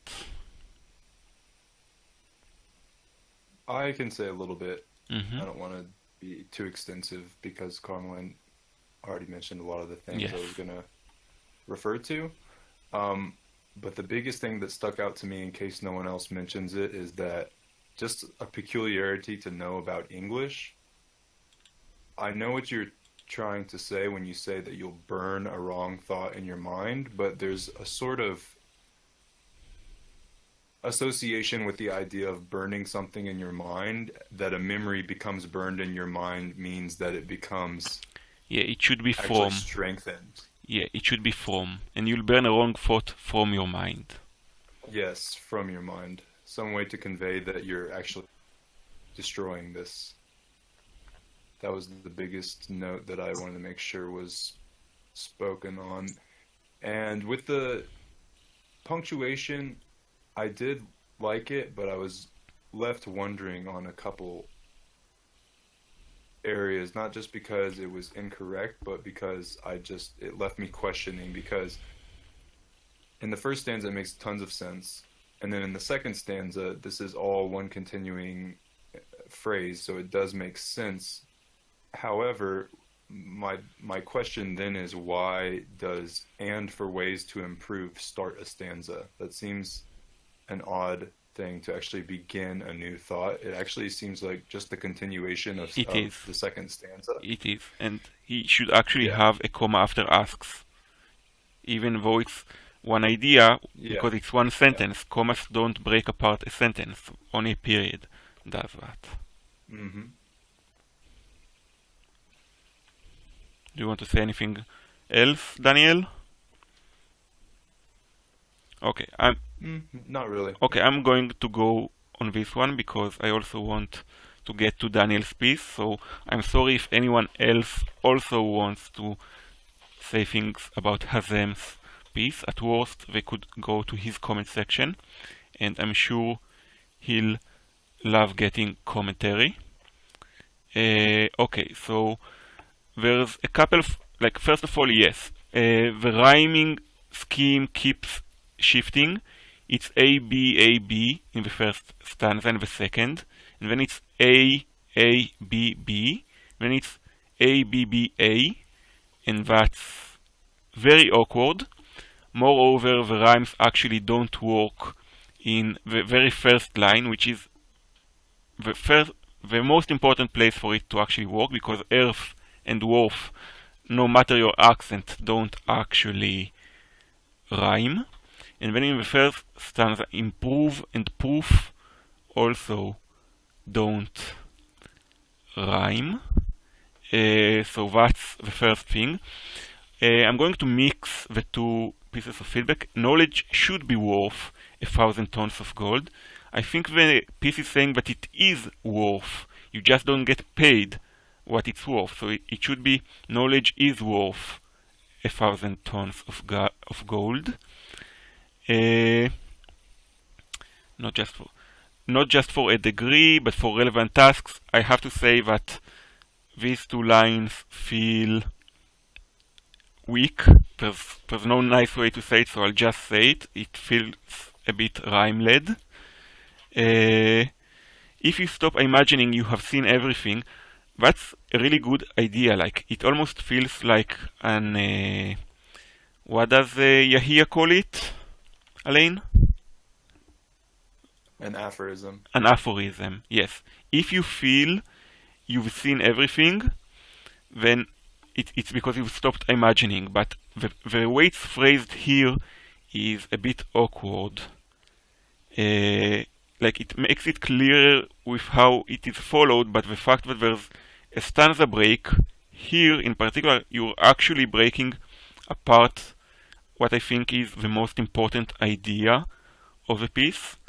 So maybe don't go for premeditated quatrains and just let each section be the length it should be, which would, and yes, it would require you to rework the rhyming section, but I feel you need to do it anyway. And the rest, if it's stopping, yeah. So there are a lot of small grammatical issues, but I would just rework the structure and or the rhymes, and then have everything else fall in line of that. Hazem, do you want to write something, a response for us to read? And yeah, also, like Alain said, beware of gerund words, which is ing for rhymes, because they can also be awkward. And I also feel that, like, asks, like present simple, and tasks, I feel that that's also like almost cheating. Okay, so now we are going to read Daniel's piece. He's going to read it. We both linked it.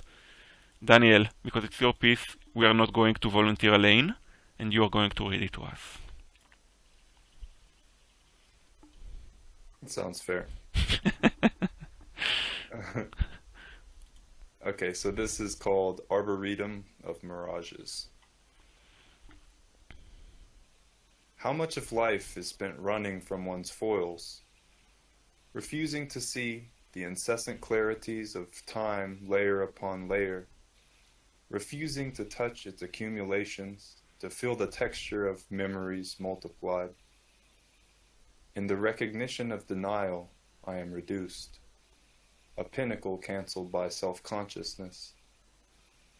In simplicities desired yet turned away, a superluminal valley hiding its topography, with assertions, negations, refusals, recitations, all paving a path for the insane, and for the wise to refrain from traveling.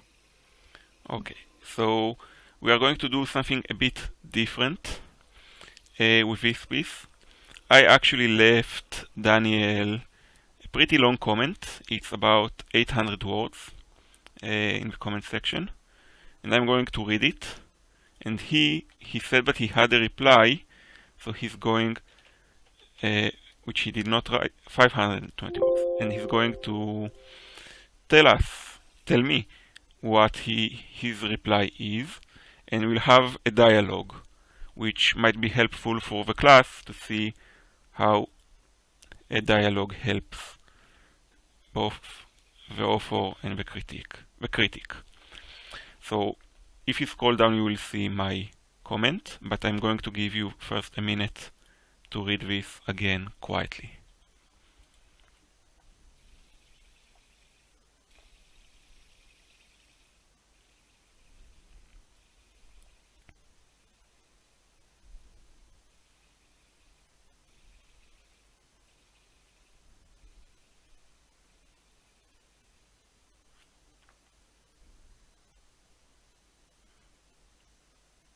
Okay. I'm going to say ahead of time, or I could do it after, that when I give a poetry critique to the poet, like in particular, because I'm not submitting it to a magazine or anything, I don't see a problem with me contradicting myself and with me circling around the topic and touching it first from one angle and then from another angle that might be contradictory, because I tend to weave poetic prose into my comments. So if you see so think of it as well when you leave critique. You don't have to make a single focused argument. You can touch things from multiple angles, because as if a critique is poetry itself. Okay, I'm glad to see you took my latest piece of critique to heart, Daniel, to put more of yourself into your pieces again, though I see you've still not broken from a tendency to go for pretty lines. Well, this piece is prettier than most, so I can accept it. Before we go into deeper feedback, I'll get some simple editing out of the way. Cancelled with 2 L's.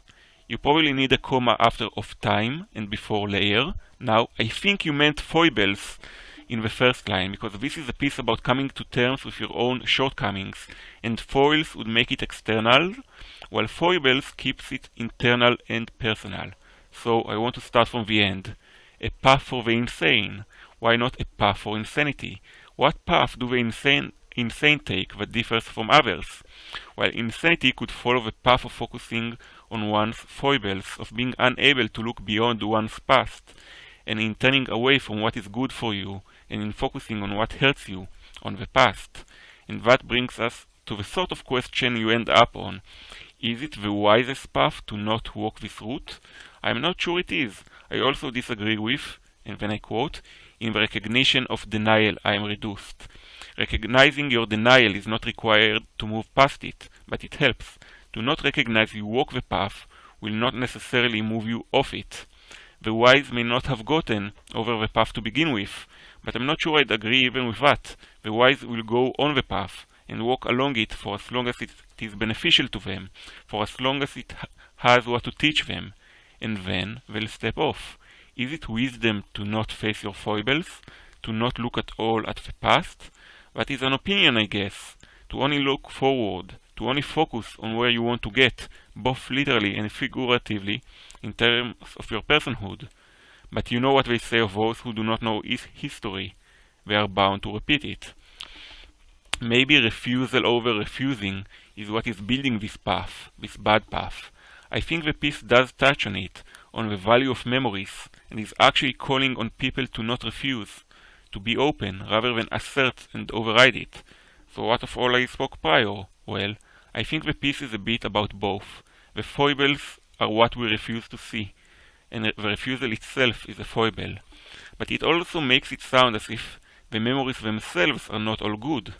This poem speaks of how self-consciousness is a peak that hides necessary valleys and depths, but self-consciousness is the prerequisite to self-awareness, and so wise and unwise people in this poem, and wisdom and foolishness depicted as contradictory, but you must be foolish to make mistakes you can learn from. You must be wise to learn from your foolish past. And yeah, especially like in the end, I like to end on poetic prose, even in my non-fiction writing. Daniel? Yeah, first of all, thank you very much for that. And I would think that it could be clear maybe why I had not responded yet, because this is quite in-depth. And it was something that also required me to just consider a good bit. And I do also want to touch on one thing that's very fascinating about this to me, and I've seen time and time occur again, which is that I didn't actually mention this piece to Guy at all, and I post quite a few. You know, sometimes I'm making 3 pieces a day, but he actually found this, and that's very interesting synchronicity, because this poem is a direct response to what I've talked to Guy about before. which, well, it is, but it's also an extension of this. Now, the first thing, one reason why I didn't apply to this yet is because I wasn't sure how to. Well, okay, let's go on the more shallow thing first. Actually, canceled with one L is the preferred American spelling of canceled. And although in many ways I prefer UK spellings, in this case I do actually like the canceled with one L. Uh-huh. Yeah, I studied the British way in most of English. Yeah, no problem. Yeah, I was wondering too. I was just checking because I was good at spelling when I was young, and then the more abstract I started thinking about words, I became worse, so I did check that. And as far as one of the issues why I didn't respond was about the whole foils versus foibles. And that really was interesting because I did 100% mean foils and hadn't even considered foibles. And this is a pretty big difference in some ways, because what it was intended to say, how much of life is spent running from one's foils? Actually, it's not that big of a difference, but the focus is very different. And I am saying here, how much time is spent running from people, situations, and things that are very different from you, but that are foils to you. Things that reveal, in a way, these foils reveal your foible. So I think that it could potentially switch to foibles. However, I like foibles because I'm focusing on how much time is spent running from the external things that would reflect and clarify those internal faults, you could say, or lacks. Yeah, though the rest of the piece is entirely about the internal.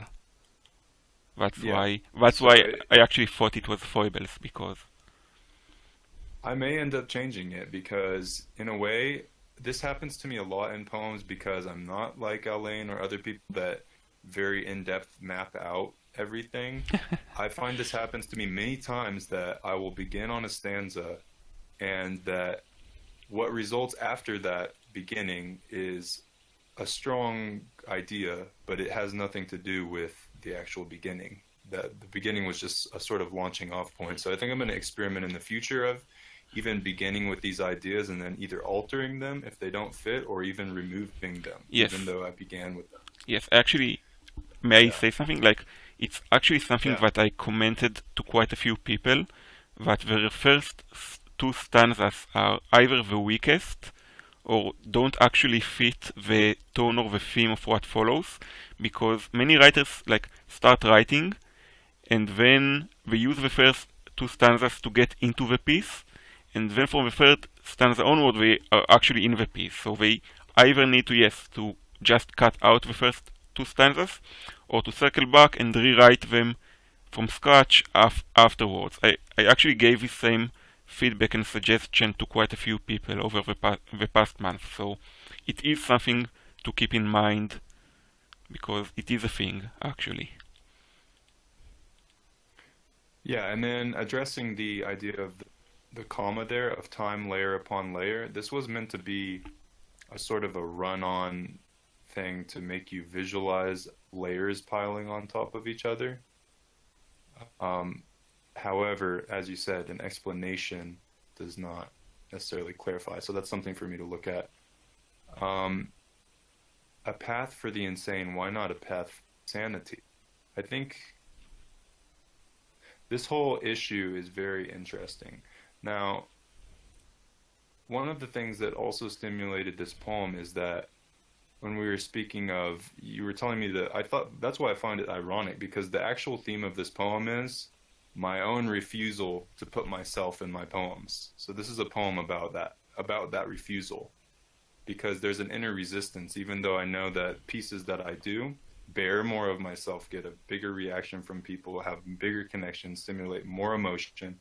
There is a part of myself that says, I don't want to, and that wants to refuse this, I guess, deeper diving. And this is also a paradox. The incessant clarities of time layer upon layer. In fact, this is a contradictory image, because time piling upon itself is not very clear. I thought However, that was an image that fed into the next couplet because it's about memories. yes. Yes, because it's like these incessant clarities, you know, when you have strong memories, they keep on piling on top of each other, but they still retain their intensity. And yet, how many times do we not want to revisit these things, you know, to feel their texture and to touch its accumulations? And here we come to another interesting issue of language as a whole, and maybe just the English language and the term I in English. Because what this is attempting to convey in the recognition of the not reduced, this is a good thing. The reduction is a good thing. This means the egoic self being reduced, but in fact it is your actual self being growing. And so this, as you can see with God, for God, this didn't quite transfer because he interpreted it to mean the opposite of what I intended it to mean. Yes. How to fix that? I'm not sure, because in English, how can I convey? I don't want to say ego because there's a misinterpretation of that term.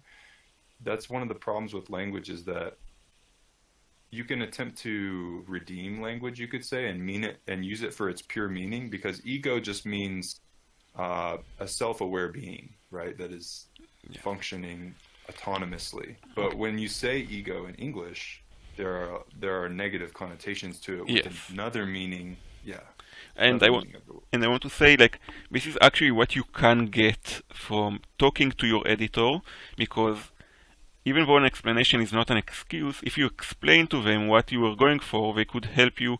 Like, reduced also has a negative connotation. Like now when I know what Daniel is trying to say, I could suggest something like, I become small, which still has a bit of a negative connotation, but less. Because when someone says that they are reduced, they are saying that they become less than they were before, rather than their ego being. But I become small can or perhaps I become mute, or something like this. Well, it's an idea, but I'm more trying to say that, like now, if you know what he's trying to say, like, you could, like, with some of the people I give critique to, I can say, like, in foils at the beginning, I will say I disagree, because the entire poem is about the internal struggle. Like, even though I understand now that Daniel did mean it, I think it should be foibles. Like, and when I say this, I'm not saying Daniel has to accept it, because I'm giving my thoughts, and I'm just one reader. But this is why I find it interesting, because now he's doubled down on this, and I've actually changed my mind, because before we had to have a dialogue about this, I was still convinced that it was meaning foils, but now I actually believe that it is foils. Yes, but in the recognition of denial, I'm reduced. Like here, I just didn't understand what he meant. So my goal as an editor now is to try and help him convey the feeling that he wanted to, and to make it clear that it probably did not. Like, if someone else did get it, but this is about but this is a good thing, please speak up. But, like, I think the natural tendency is to read this as a negative thing. So an editor, like, what an editor does is, I said it before, but the goal of an editor is to help you make the piece the best you can make it. Not to write a different piece or to write the editor's piece. Like, that bit about the insane and the wise, part of it might actually be me disagreeing with Daniel, like from a philosophical perspective, because I don't like this casual and negative usage of insane. I think that's something that is wrong in our society as a whole. But I'm not going to convince him here. Like, that is why that was part of holistic feedback, that is sharing my thoughts and feelings, not as an editor. And it's important, actually, when you edit something, to try and leave that out and wait with that until the piece is out, because like this disagreement, if he changed it to follow what I believe, it would be my poem, not Daniel's. Yeah, the role is to help me clarify myself, point out places where things that I intended, I can see whether they had the effect I was wanting or not. For instance, all paving a path for the insane and for the wise to refrain from traveling. This is sarcasm in a sense, because first of all, it's also self-deprecating, because I'm admitting that I must be insane for believing all of these things, assertions, negations, refusals, recitation, meaning that I'm using all of these words to pave a path that only an insane person would take, because I'm conjuring all of these ideas that are not even real.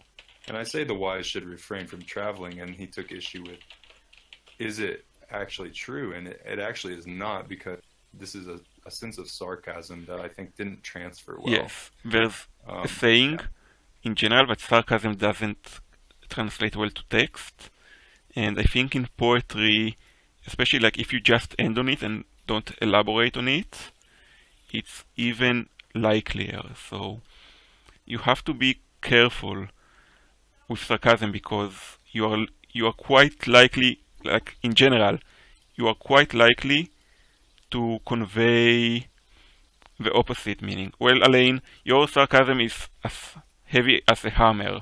Like you can't miss your sarcasm. But I'm saying, like light sarcasm, you should be careful, because think about it. If your poem is saying the opposite of what you wanted, and people get from it the opposite of what you wanted, then you probably need to fix something. That's my thought. Anyone wants to speak up about the poem, the comment, or the dialogue?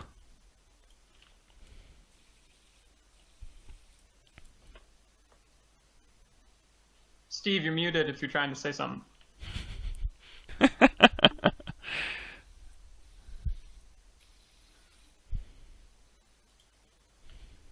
I just wanted to say real quick, Daniel, that I think that you can, for a lot of this piece, you are touching on metaphoric representations of the overarching thoughts, and you do it pretty well. I think that you have a good opportunity here to use the natural setting and the touches upon metaphor to convey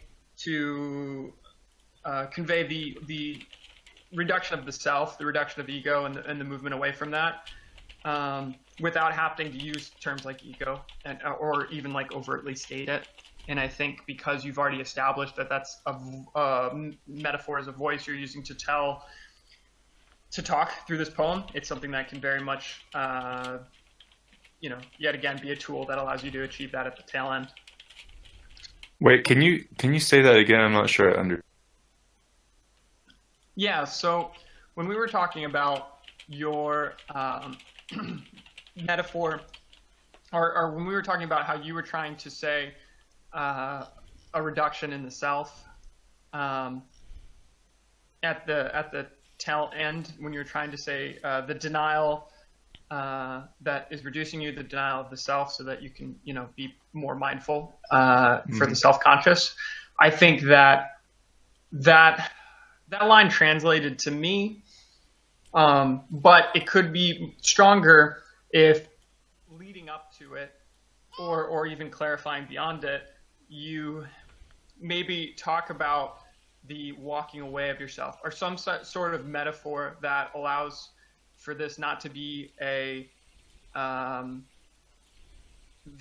what's the word for it?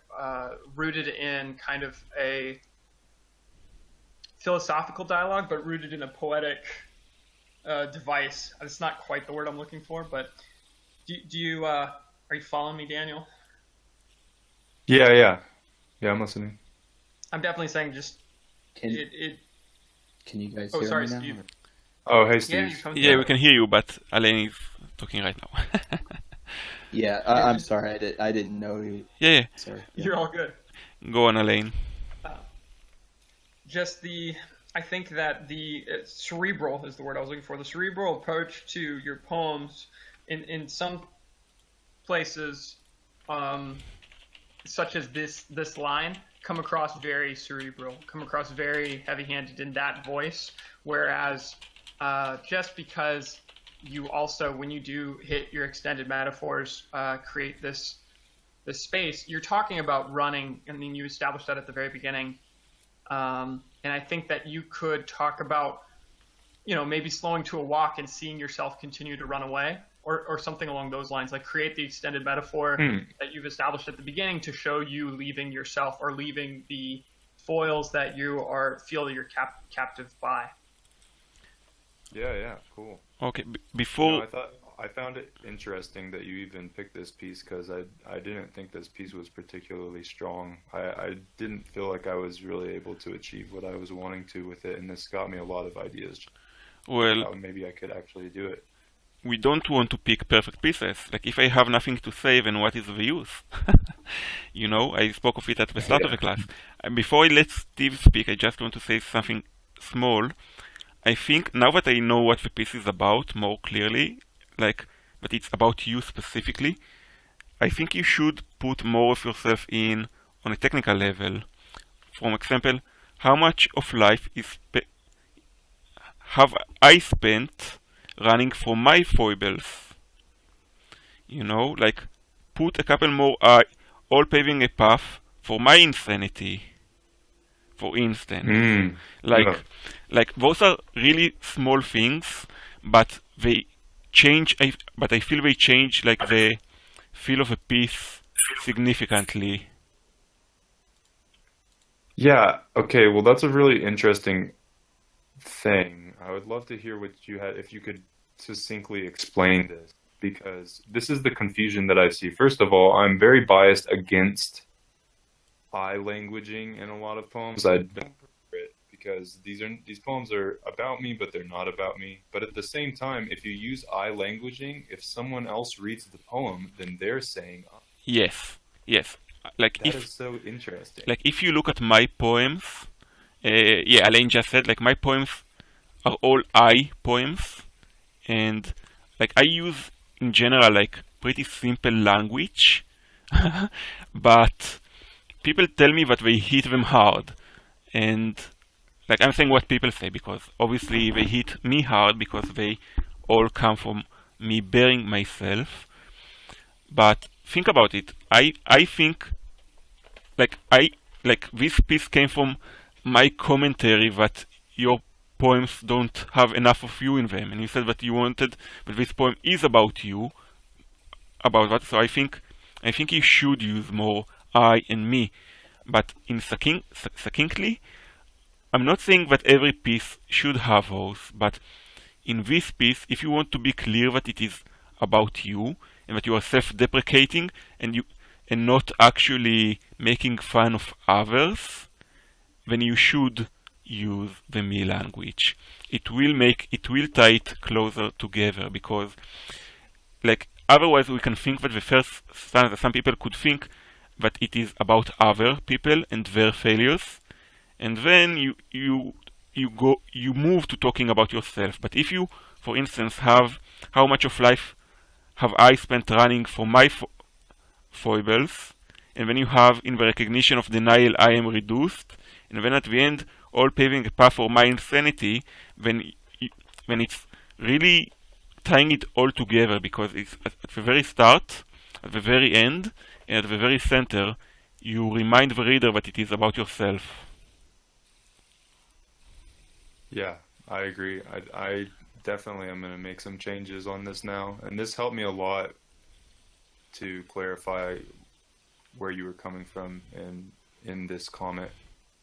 And I think I've come to some good conclusions here. And I have warmed up to the use of more I and me languaging mainly ever since I realized that, in fact, it's not selfish, because, again, when someone else reads your piece, they're going to be reading I. So although it may seem like it's about you, they're going to be reading it as if it's about them, because it's saying I.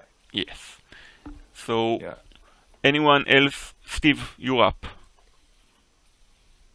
All right. I was just gonna point out a couple things. For me, there's some words in here that I'm not sure are needed, and the first one that kind of stuck out to me was incessant. Because just the nature of the piece itself, if you take it as a whole, you kind of get that feel of the incessantness without hearing the word incessant. Another thing would be memories multiplied. I think you could take out multiplied for the same reason, especially with the line above saying accumulations. It's almost kind of repetitive. And a pinnacle canceled by self-consciousness. I think you could almost take out the by self-conscious. And you'd probably have to rework some things, but like as far as punctuation, stuff like that. But a pinnacle cancelled. I think, yeah, a pinnacle canceled, and just leave it at that. And that's really all I had to say. Good job, Daniel. I really like this poem. Thank you. Now I have a million options of how to change it, make it better. Anyone else wants to say something about anything we spoke of in class? Because we're basically done. So if anyone wants to say anything about class, no, Ale, not about something about anything. Not just yet, but about anything spoken of in class today. Okay. Just one more thing to the thing. Maybe if he cuts it down to leaving the by self-consciousness, I would probably change it to a pinnacle ejected. Hello, robot. Yeah, I'm going to mute them. But okay, a pinnacle ejected. Because it's sort of like it's because cancelled is okay. No, but if you end it in a word that's like, you know, if it's a short sentence, it has to have like a stronger word at the end. I disagree. I think cancelled is a very strong word, but no, I meant not. If anyone has anything to say, not about any of the specific pieces we spoke of. Okay, so I guess we're done. Thank you to Steve, Live Russian, Wax Science, Hazem, and Daniel for putting forth their pieces. Thank you to Steve, Tiger, Daniel, and myself, I guess, for giving a critique on pieces. And thank you all for listening. Thanks all, and see you next time. It was a pleasure. Thank you so much, Guy, and thanks to everyone. Yeah, great session.